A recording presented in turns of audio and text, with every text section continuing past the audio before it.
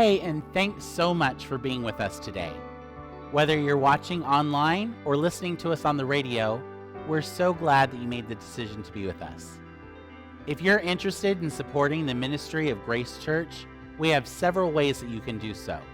Please visit gchurch.us/give and find out how you can be a blessing to our ministry.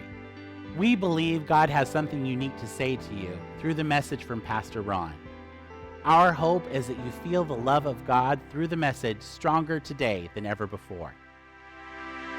Yeah, well, you just don't know. We've been, I'm going to talk today about focusing, but we've been really focused in on people who weren't here. And so we're glad to have you, every one of you. If I haven't met you yet, I'm Ron, and I've got a sermon to give to you today. I want to talk to you now. Let's hold it on this slide for a while, Debbie, because it sounds like I'm going farther than I am. But I want to just talk to you about influence. Actually, I want to talk about this month about refocusing. August is a month that normally what I do is I refocus because our church actually starts on our new year is the Sunday after Labor Day. Everybody's gone, everybody's distracted, everybody's got things going on. There's camping, there's sports, there's activities, there's all sorts of things happening in the summertime. But as soon as everybody comes back to school, all the vacations are over, everybody's coming in, usually the first weekend, second weekend in September, we need to be refocused. Now the problem is sometimes we wait till September to refocus, and that's too late. We got to focus now. So the next 5 weeks, we're going to talk about what we need to refocus on, and I would like to talk about that, focus and influence a little bit later, but right now, focus. And there's to do that, stay on this slide, Debbie, we're going to talk about McDonald's hamburgers and In-N-Out Burger. Let me ask you something. How many people here have had an In-N-Out Burger? Raise your hands. All right. How many have had a McDonald's hamburger? Yeah, okay. So there's been studies given about McDonald's hamburger, and then we find this, when asked about McDonald's hamburgers, and studies can be biased, but they said McDonald's hamburgers, 99.9% of people, when they rated McDonald's hamburgers, rated them as very average. One of the things that McDonald's said is that you can go anywhere in any state of the union, not overseas. We've been to New Zealand, had McDonald's hamburgers, and they were different. They had an egg on them, and you don't have pickles. You have a pickled beet and egg on your McDonald's. It was a little different. They really liked it, though. They thought they were eating American. A pickled beet and a fried egg on a cheeseburger. Anyway, 99% of the people say they thought that McDonald's was very average. And then when we think about In-N-Out Burger, how many, when you went to an In-N-Out Burger, the line was extremely long? How many have been to an In-N-Out Burger where the line was out the door? Or how about the drive-through? I've been there where it was a block or two long. There's something different about those two. They both sell. By the way, they're both very wealthy corporations. They're both run by very, very good people. They have money, all the money they need to spend on advertising and training and all those things. Both of them are like that. But one of these is different than the other one. So this is what I'd like to talk about. One of them is focused. So I'd like to talk to you about, and one of them is scattered. And that's so let's look at this In-N-Out Burger menu.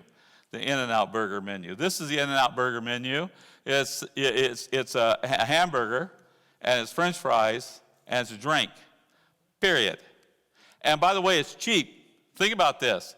A hamburger is $2.65. That's pretty nice. So you get a full meal, the best meal you can have, which is a double-double with cheese. I suggest you have it with grilled onions, but that's beside the point. But a double-double with cheese. And you know what? Man. All right. But if you look at a McDonald's, now McDonald's is a good corporation, but if you look at a McDonald's, a McDonald's menu, it's like all over the place. And by the way, this is the only one I could find on one screen that had this is not all that they have. If you go into McDonald's now, you'll go to a big screen TV and it will roll on you their menu because they literally have thousands of items on that menu. You can have breakfast there. You can have all kinds of breakfast there. You can have brunch there. You can have, now they have McCafe coffees and all kinds of desserts and ice creams, and you can have chicken, and you can have fish, and you can have everything. And the problem is they got a lot of stuff, and it's all like average. Except the fries. I'll give you the fries. The fries are rather, they're a little different. But there's a difference there. And the difference, if you look at it, is one company is focused on one thing, and they focus on doing one thing good. And by the way, they're really good at it, because if the line is out the door as you're walking through, you'll be surprised how fast you'll get your burger. Or if you're last time I ate at one was actually in Phoenix with our children, and I was watching the people who drove through, and there was this kid out there with a little iPad taking everybody's orders. Well, there was actually 4 of them out there because they were lined all the way around the building and into the parking lot of the shopping center we were at. But I was watching, those cars were just flying through. You go inside, and there's one guy, all he does all day long, all he does is he flips the hamburger over, he flips the hamburger over, he flips that. One guy's frying fries. He's just a French fry guy. One guy, all he does is peel potatoes and slice them. He's low on the totem pole in that company.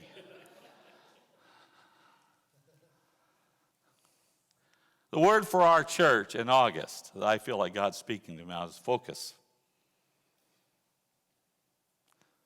When I was growing up, when I was a young man, when I was looking at my life, this is something I never said. When I grow up, I want to be mediocre. I just hope I'm just average, just an average guy. I never thought that. I never wanted to be just mediocre. I began to realize that if you don't have focus in your life, you just become mediocre. Like if you just float through and wait for something to happen, and you really don't have any ambition, any drive, you find yourself going in a lot of different directions, and before you know it, you're just average, just mediocre. Sometimes in our small church, we try to do more than we can do, and we want to make sure that we have certain things in order, and we've done I think we do pretty good on that. But I read this, this is Andy Grove, Intel, CEO of Intel, and he said, if you try to focus on everything, you're going to focus on nothing. If you try to focus on everything, you're going to focus on nothing. And so the question that I have is, what are we going to focus on as we go into September?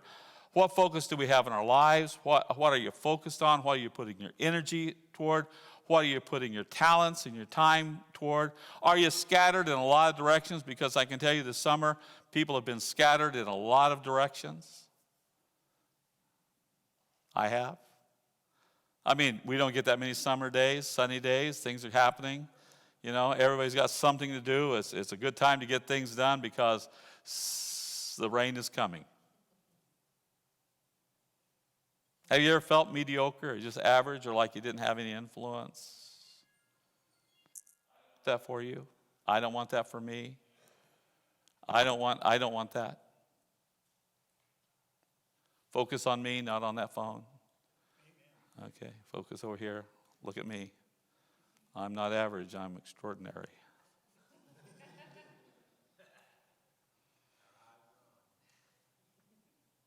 How many know that the main thing ought to be the main thing? The main thing ought to be the main thing. We forget that. I forget that all the time. You know what the main thing for me was last week and part of this week was how many of my staff people were gone. That was my main thing. Oh, Our drummer's gone, our piano player's gone, our sound guy's gone, this guy's gone, that person's gone. And my focus was on that. And when I began to realize that my focus was on who was not here rather than who is here and what is God saying, I changed my focus. Because the main things needs to be the main thing. We need to focus on using my influence to point people to Jesus. That's the main thing. Using our influence to point people to Jesus. Go ye into all the world and preach the gospel to every creature. That means point people to Jesus. We point people to all kinds of things. Whatever happens to be our main thing at the time. You know, when you die, and I'm 69 years old, and I begin to think more about that. One day, it happens to be 51 more years, but because I'm living to be 120. Except my son showed us a picture of a guy that was over 120 years old, and my word, that was the ugliest man I ever saw. And he said that's because his ears, his eyebrows, and his nose never quit growing. And that guy just looked. Let me just, can I just stop here and tell you? Have you ever seen a Cro-Magnon man or those cavemen, those pictures they have of those people, and they say this is what people look like in those years? Well, I've read the Bible, and the Bible says that there was a time when people lived longer than 70, 80, 90 years. Science is telling us right now, if you're alive right now, there's a good chance you'll live to be 100 because of the medication and medical things that they've got for us.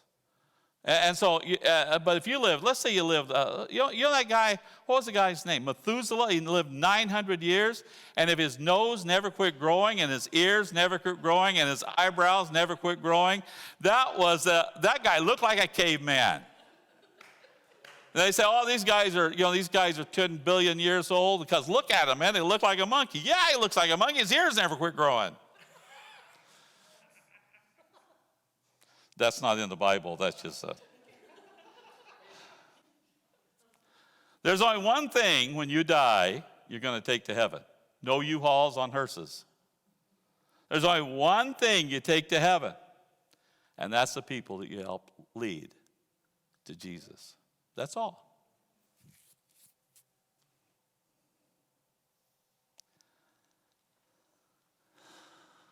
But when we think about it, how little focus we put on leading people to Jesus, and we put on everything else. I've made it a point, because I knew what I was preaching about. And so for the last few weeks, I've made it a point to not overshare, but share Jesus with everybody I come in contact with. I'll talk to you a little bit more about that.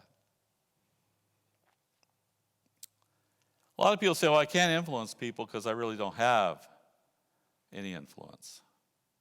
That's why. So let's read out of the message. I like the message. I'm not going to study the word out of the message, but I am going to read it to you because I think it's quite poetic. Matthew 15:13 says, let me tell you why you're here. You can read this in your versions. It'd be good. You're here to be salt seasoning that brings out the God flavors of this earth. And if you lose your saltiness, how will people taste godliness? Well, salt does three things. It preserves, it purifies, and it makes things taste better. It purifies, it preserves, and it makes things taste better. So Jesus said the reason you're here is that you're to use your influence toward me. He said in verse 14, here's another way to put it.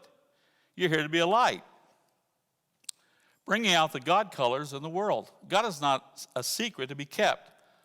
We're going public with this, as public as a city on a hill.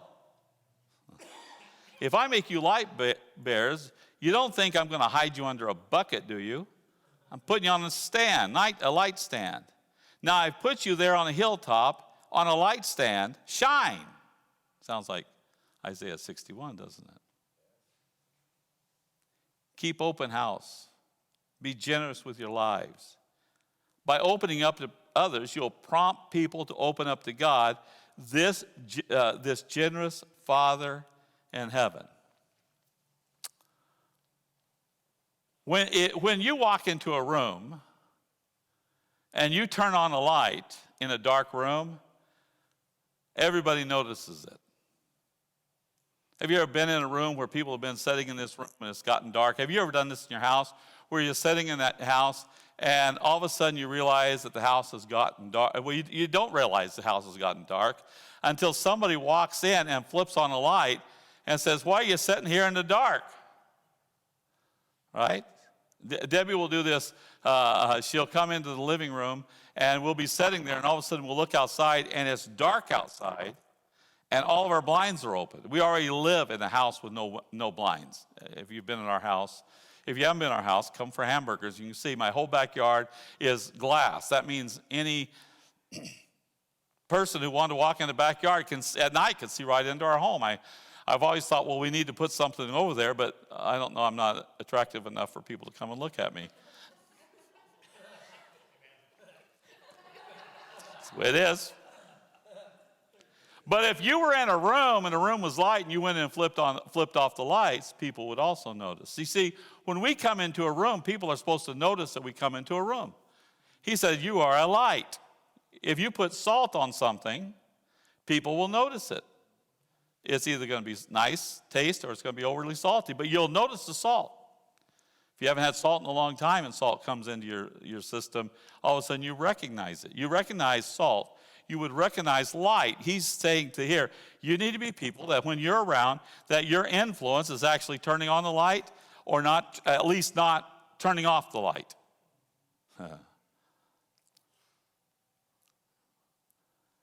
I believe what he's saying here is that we've all been created to be influencers. That's what I believe. And the world has hijacked our term influencers. If you look at a definition of what an influencer is now, it's now they've grabbed that. The society grabs words and changes them and ruins them. We won't go into any of the others, but that's true. There's certain words that we don't say anymore because some group or some culture has grabbed them and held on to them.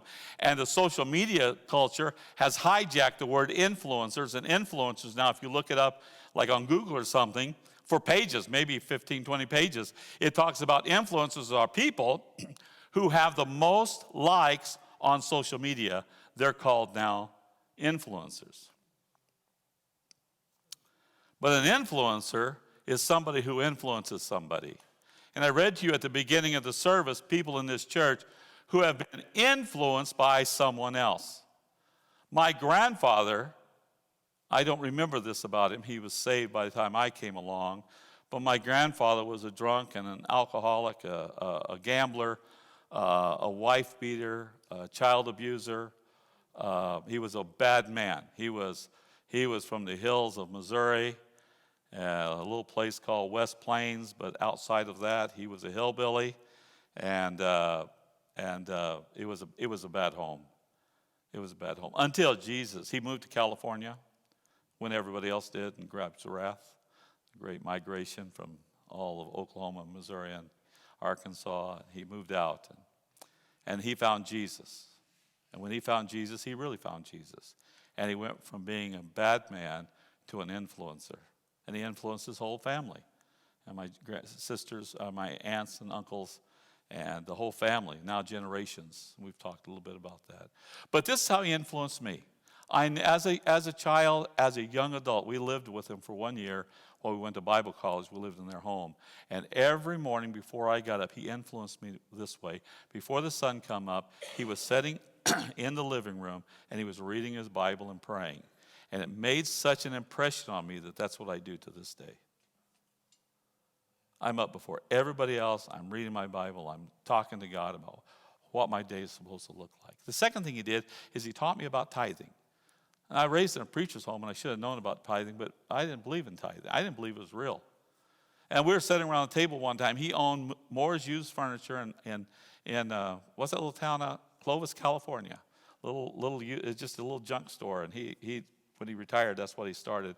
And it was not profitable. It was non-successful. It wasn't that it wasn't blessed, it just was living a non-successful life. And so I worked for him after school. I'd run out there and help him pick up stuff and clean up stuff. And we're sitting around the table, me and Grandma and Debbie and Grandpa, all four of us sitting around the table. And he said, this is back in the 70s, he said that the business needs to make $400 this week. There was no money coming in, just his retirement. We were just a burden to him. We weren't paying rent or anything. We just showed up and said we're going to Bible college. And he said, we need $400. And I thought, man, we haven't made $400 in a month, in a long time, much less than a week. And he said, so this is what I'm doing. And I thought he had a plan. And he said, this is what I'm doing. He pulls out his checkbook and he writes out a check for $40, tithes. And he says, I'm taking this to the church this morning on the way to work. And he said, I'm tithing in advance for what God has already given me. And I thought, that is a silly thing to do. Debbie, we're not eating this week. I mean, he would at least on Sundays, he would take us out to a Happy Steak, Mr. Steak, Happy Steak, something like that. Some California steakhouse. He would take us out, and boy, I was looking forward to that. And I thought, no steak this week. And Saturday, when we sat down for dinner, he said, I did the books, and today we made $400 this month. We cleared $400. And I began to think, I think this thing is real. I think a relationship with God is real, and I believe God answers prayer. He influenced my life. Everybody. He didn't influence much, but he influenced me. He didn't have a great influence as far as people are concerned. I think he had a 6th grade education, maybe not even that. And he certainly didn't grow up in an affluent home, but he influenced people. And today, his entire family's in church. Grandkids and kids are preaching and following God and leading. And it's a good legacy. Well, let me just give you some things here, because it's kind of a short sermon, but not really. You don't need thousands of followers to have influence. You just need to have a heart for one person that God puts in your path today. I was telling you this morning in early prayer that a neighbor came over and I didn't recognize her, and we were talking about some needs that she had as far as some labor people to come and help her in her house. She's a little parent, and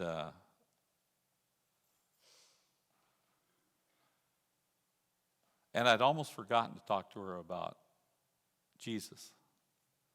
Like I never had times. She's out and about. I realized I hadn't told her that. And so I just talked to her. I said, I'd like to invite you to church. I'm a pastor.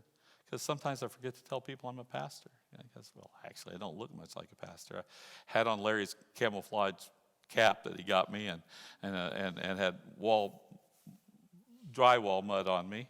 But I thought, I can't let this time go without explaining to people that they need to look toward Jesus. Because that's who God has put in our path today. True influence, listen to this, this is really good. True influence always starts with people over platform. Now, everybody wants a platform. And I'm not talking about a stage, but that's some of it. Everybody wants to get up front. Everybody thinks they want my job. Anyway, everybody thinks I could be an influence if I was in your position, then I can influence people. But you can't influence anybody. You don't start with, you might get a platform. You know, this date me, but there was a time in the 60s, there was a lot of street corner preachers. You don't have that too much anymore. But there used to be. People would just have a desire to preach the gospel, and they go on the street corner and they preach. And during the 50s and early 60s, that was relatively successful. People would begin to ask questions, and if they got a crowd, they would get a crate. It's called soapbox preaching, but we don't have soapboxes anymore. We have crates. They would stand on the crate, and that would be their platform. And then it transpired that people who thought that they needed to say something would get a crate and stand on it because they thought what they needed was a platform, but really what they needed was people. You need people. You say, well, I'm not friendly. Well, you should be. You're supposed to be a light. Well, I can do without people. Well, you can do without salt, too. The size of your platform, look at this one, doesn't determine the depth of your influence. The size of your heart for people does. I know people who are not on social media who are making a difference in people's lives. My grandfather touched 5 generations so far of his family, and he never even knew what the internet was. His definition of my definition of influencer over my grandfather, or over Ron Selby, or over your parents, or over your neighbors, or over your teachers, as those influence statements came in, it didn't have to do with how many likes they had on the internet. It had to do with how they cared about people. It took me a long time to like people. I was a pastor and I didn't like people. I've made this statement. We could really have a good church if I could just get rid of all the people. Because people are problems. People just become problems. They just get in your way. And that's the way people live their lives. You think, well, that can't happen in the church, but it happens in your lives. If people get to be too much trouble, you just cast them aside, and you just keep on going with your stuff, and they're just idiots. Bless their heart. I want to talk about probably the most unlikely influencer in all the Scripture. That's found in John chapter 4. Jesus had been in Judea. He was going to Galilee. I don't know, we don't have a map of this, but he was in Judea, which is the southern part of Israel, and he's going to Galilee, which is in the northern part of Israel. And to get from there to Galilee, you had to go through Samaria, or you had to go up in the mountains, or you had to walk along the seashore, which was rugged and rocky. So Jesus is going to go to Galilee and minister. And so he tells his disciples, we're going through Samaria. Now, the reason that the Jews didn't like the Samaritans was found way back in the Old Testament. There were 12 tribes, and in those 12 tribes, there was a divided nation because of sin. 2 of the tribes, Judah being the major tribe, stayed in the south. I think it was Benjamin, but I'm not sure about that. I've lost that part. But on the north side, the 10 went up north, and the 10 up north began to worship false gods, set up their own religion, set up their own holy hill, and began to intermarry with non-Jews. Now, to understand this, and it's a little bit crass, but you'll understand the force of this is for a Jew to marry a non-Jew woman, for a Jewish man to marry a non-Jewish woman, was considered the same as marrying your sister. So it was looked down upon. And these people became Samaritans, and they had infiltrated the Gentiles had infiltrated them, and the Jews would have nothing to do with them. In fact, a Jew didn't consider them humans. They were Samaritans, they weren't humans. Now you may think, well, I don't know anybody. I know people who think there are different races that are not human. I happen to know that. We found during World War II that the Nazis considered the Jews not human. That's why they could kill them like dogs. Well, that was the thought that was going there, and so Jesus just surprised everybody. The rabbi, he said, "We're going to Samaria, Samaria."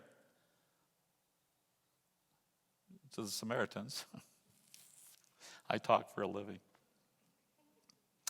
And he meets a Samaritan woman, and he shows her love and dignity, and he cares for her. And it surprised everybody, including her. Let's read this. John 4:6. This is still in the message, by the way, I think. I kept it here. Jesus, worn out by the trip, sat down at a well. It was noon. Now, noon, it's really important to understand noon because this is Israel, and noon is hot. Debbie just got back from Phoenix, and at noon it was 117 degrees, and that's pretty much what Samaria would be. It would be very, very hot. And so you need to know that. And that Jesus was tired. Isn't it good to know that Jesus was worn out? He was exhausted. He just wants to sit down.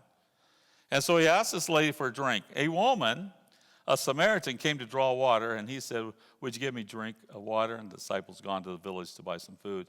And this is her response. The woman said, taken back, she said, how come you, a Jew, asked me, a Samaritan woman, for a drink? Jews in those days wouldn't be caught dead talking to Samaritans. Verse 10. And Jesus said, this is interesting. He said, if you knew the generosity of God and who I am, you'd be asking me for a drink, and I'd give you fresh, living water. Now, get out your religious thought and just think about this. This guy who you hate is sitting down at your well and says, could you give me a drink? And you say, well, what are you doing even asking me? And he comes up with this cockamamie story. I don't know if cockamamie is a word. It's a Greek word. No, I won't even go there. He said, if you'd be asking me for a drink, I'd give you a drink of fresh living water. And she just snipes at him. Watch this. Verse 12. The woman says, sir, you don't even have a bucket to draw with. This well's deep. So how are you going to get this living water? Are you a better man than our ancestors, Jacob, who dug this well and drank from it? Well, she's saying, this is our water. And we aren't giving you our water. What are you doing trying to get our water? Right? Okay.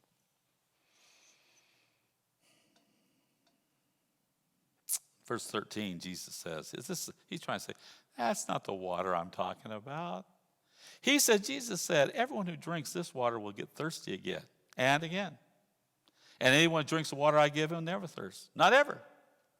The water I will give will be an artesian spring within, gushing fountains of endless life. Now, you ever wonder, what in the world? Well, yeah.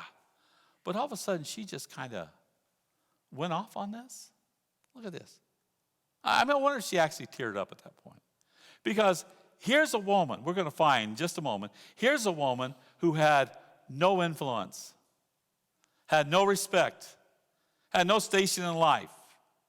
And Jesus is talking like he cares about her.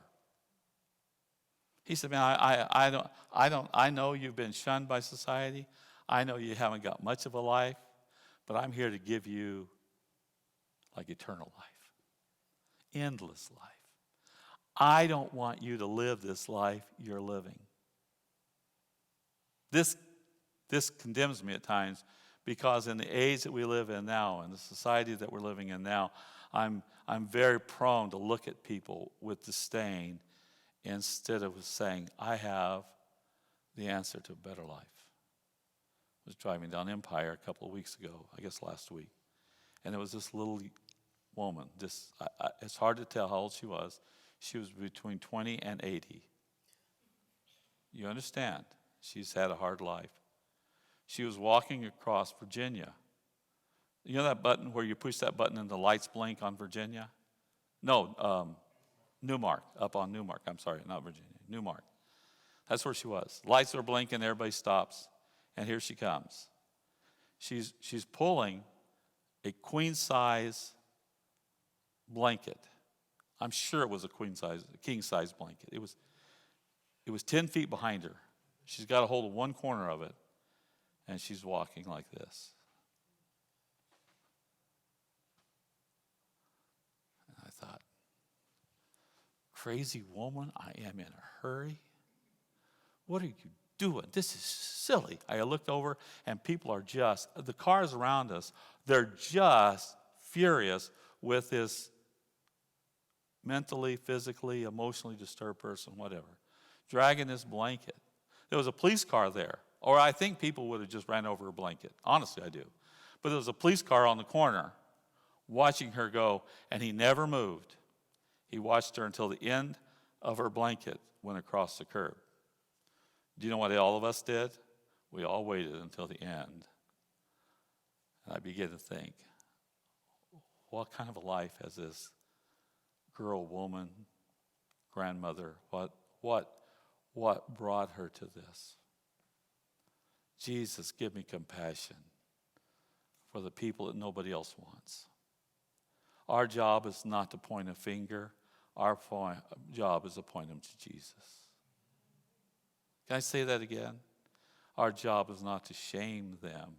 Everybody was shaming this. He says, I don't want you to be at this place anymore. I want somehow to help you. And she said in verse 15, Sir, I don't know if you can get this.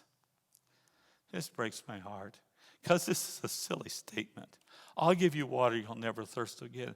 And she was a thirsty lady. She was a hurting lady. She was a sad sight to be seen. And she said, Sir, give me this water so I won't ever thirst again. So I won't ever have to come back to this well again. This is a well for her of shame.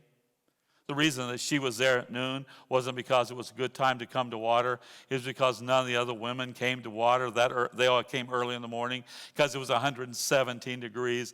And she had to come with one pot, walk all the way from town to the well of Jacob, pull it down, pull that water up, and trudge back to her city, her home in the middle of the day so she wouldn't be shamed and spat upon by the people around her. So Jesus responds. He says, I tell you what, go and call your husband and then come back. And she said, well, I don't have a husband, which was sort of true, but a half-truth. He said, that's nicely put. You have no husband. You've been living with 5 husbands. You've had 5 husbands, and the man you're living with now isn't even your husband. Now, this isn't. See, even in the society that we live in, if somebody had 5 husbands and 5 divorces and living with somebody that isn't their husband, it isn't uncommon in our society, but it would raise an eyebrow maybe if somebody told you that. But in that society, she was a goner. Can you see this? I mean, we've become much more lenient toward things like that, but in that day, the only person who could divorce a lady was a husband, and when you were divorced, you were destitute. You were going to live a bad life. 5 times her husbands had divorced her. She must have been hard to get along with. Now she's living with a man who isn't a husband. She had no platform to speak of. She had no influence anywhere. Nobody was following her. Nobody was saying, what do you think about anything? And Jesus dignifies her and says, lady, if you'd asked me, I'd give you water. I would change your life. I would give you a better life. I've got what I've got here, you need. It would change you. Now, verse 28 says, the woman took hint and left. I'm not sure if that's a good translation or not, but she left. She left in such a hurry that she left a water pot. Now she goes back to the village, the people who shunned her, and told the people, come and see a man who knew all things that I did. He knows me inside and out. Do you think this could be the Messiah? Now this is the most important thing. This is not important, but this is astounding. And they went out to see for themselves. What do you think would have happened if this lady came in and said, I got the answer. Listen, I found this guy and he knows all about me and he's the Messiah, I think. You would think, well, they'd say, get out of my face, you messed up woman, you crazy lady. Wouldn't you think that's what they would think? But something was different about this. Something was different about her tone. Something was different about her voice. And point 3, we'll talk about what it was. But the exact opposite thing happened. 39, many of the Samaritans from that village, committed themselves to him because of that woman's witness. That's incredible.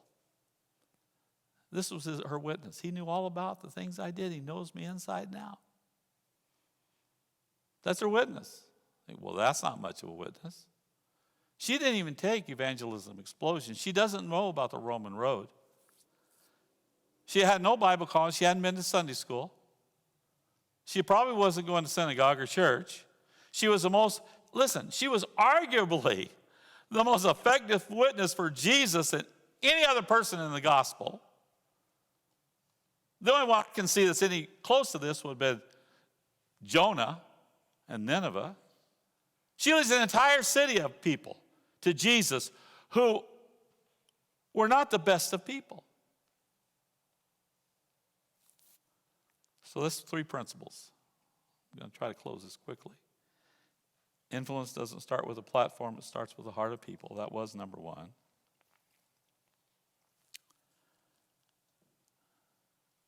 She just shared a story.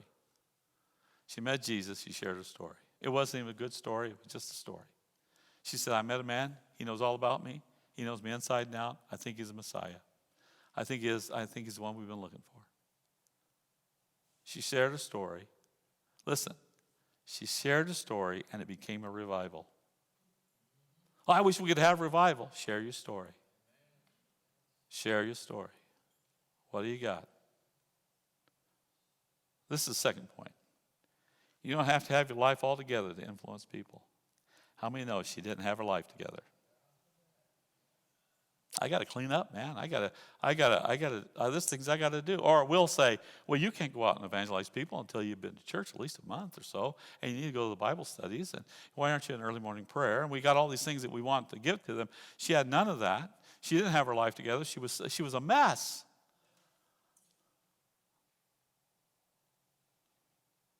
Can't use her, can he?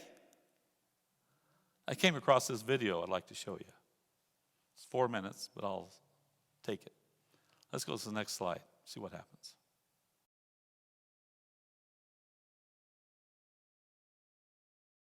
It was 5th grade, and me and a few of my friends, it was cool. We got invited to go to a Bible study at a different school in the mornings. We saw the impact that it was having on that school, and then honestly, like a few months in, we're sitting there, me and my friends, and we're like, hey, what if we did this at our school? We were all just like a little nervous at first, like starting something big. But we're like, all right, well, what's the first step? We're like, okay, we need a host classroom.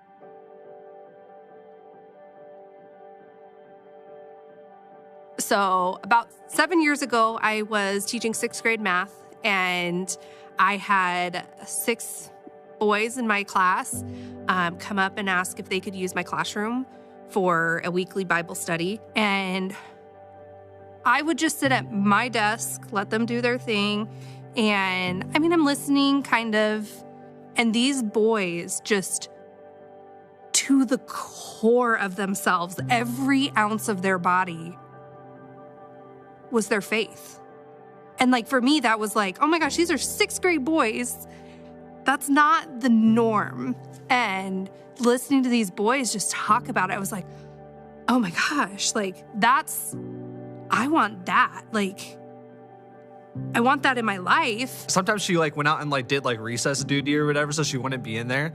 But then there was one morning, and she actually joined in on our conversation. And I remember we had a discussion question, and we all went around the table answering it. And then Miss Phillips jumped in and answered it for herself. And we're like, hey, that was really cool. And then we, had a little discussion with her.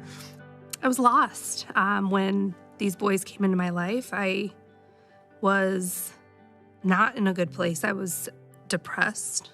I was lonely. I was searching for these boys to just, their faith to influence and just to show me that amazingness of God. I guess I didn't even know that it was missing. And so then to see those boys, I saw what I was missing out on.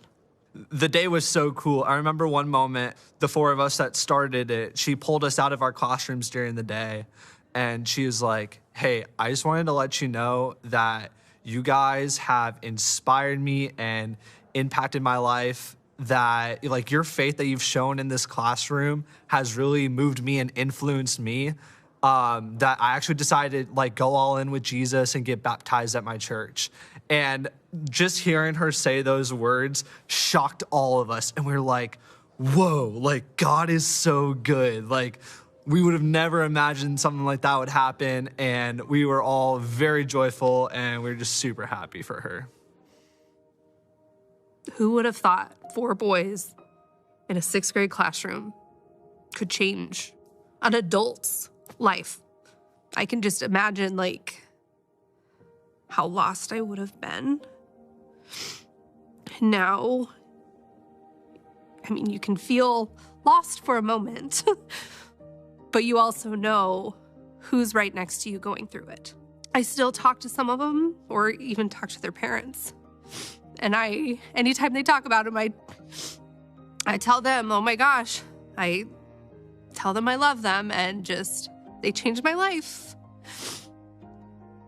So looking back, I learned about the power of influence. And honestly, at the time, like me and my buddy's goal, like our main goal wasn't to, influence the teachers and the students. Like we just wanted to grow a Bible study and share the love of Jesus. But the biggest thing at that time is we just remained faithful and we were just obedient. When we felt a calling on our heart, we were ready to act. And I mean, we were just middle schoolers. Like we didn't have a whole lot of influence or social status. We definitely weren't perfect in any means. We'd always forget to do the laundry, do the dishes at home, right? But we were faithful and we were obedient. And seeing what God did with that is something that he can do in everyone's life, right? When you feel a calling on your heart and you're faithful and obedient and you walk in his steps, just watch and see the amazing things that God's going to do in your life because it's extremely powerful.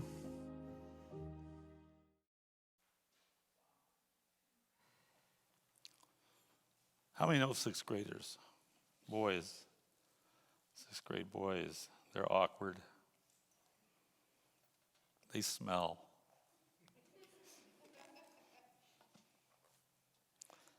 God couldn't use a 6th grader, could he? I mean, you say, well, I don't think God can use me. I'm here to tell you, God can use 6th graders. If he can use that woman,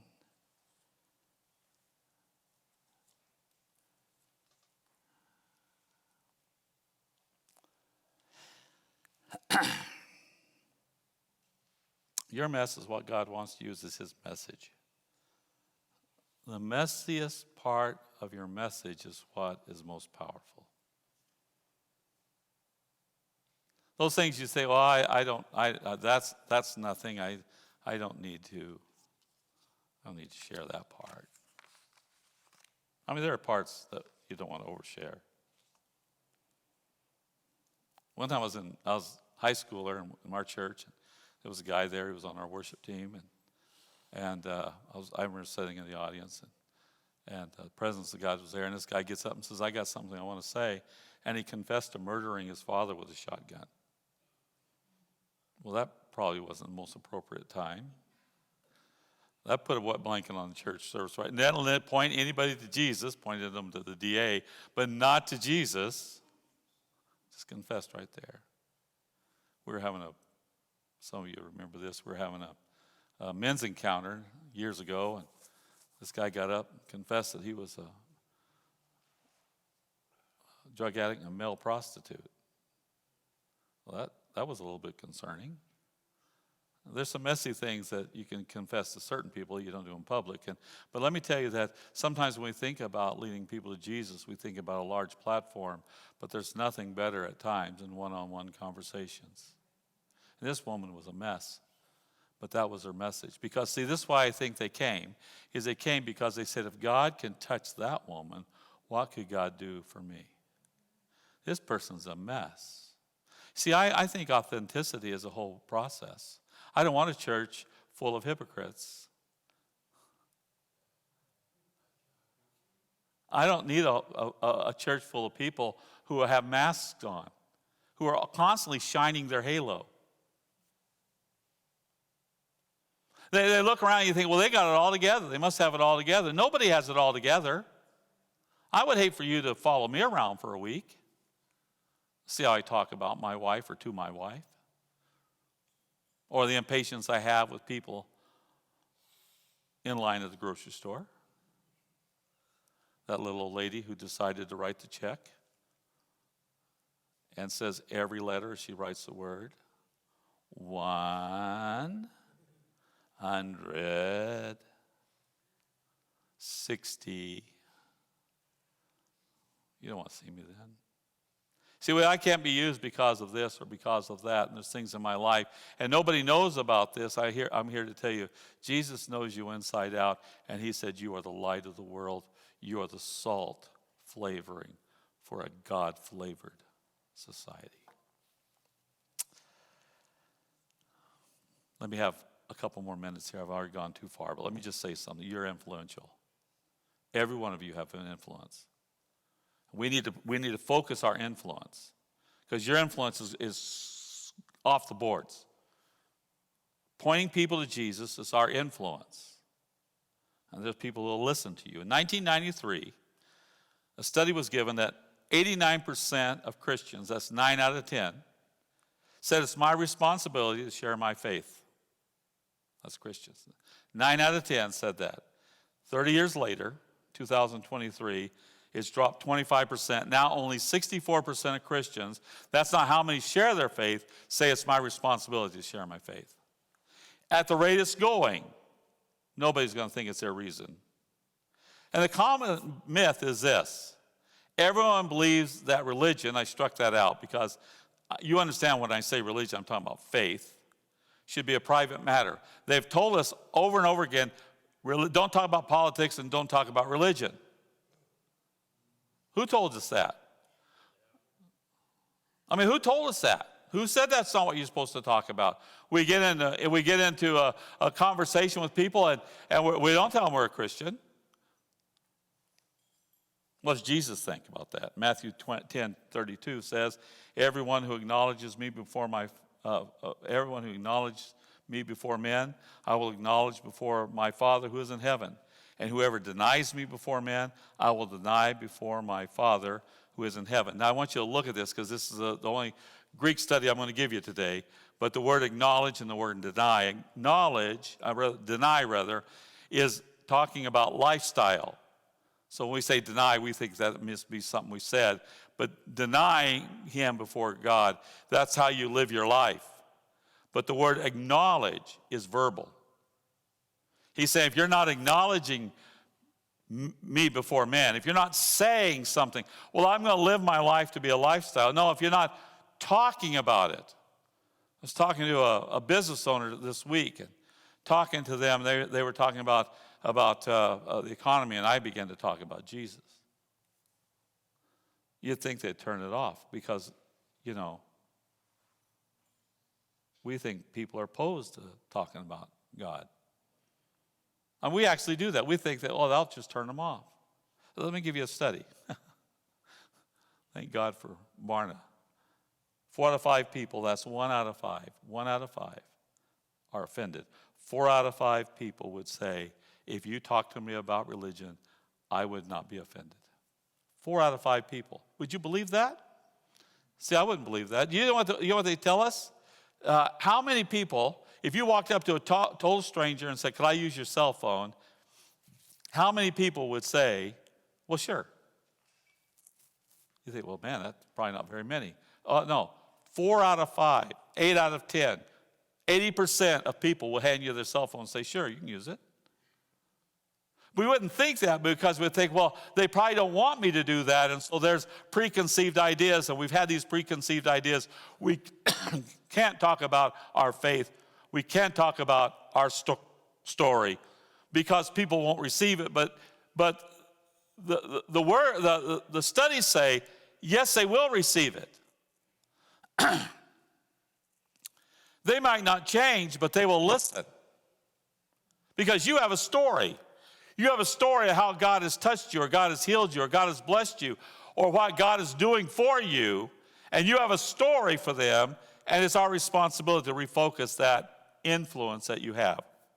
You have influence over so many people that you would never believe. That's your point to refocus that. It's your job, brother, to refocus that. Let me pray for you. Would you stand with me? We hope you enjoyed this message from Grace Church. Please stay connected with us throughout the week online at gchurch.us or on Facebook and Instagram. Thanks again and have a great week.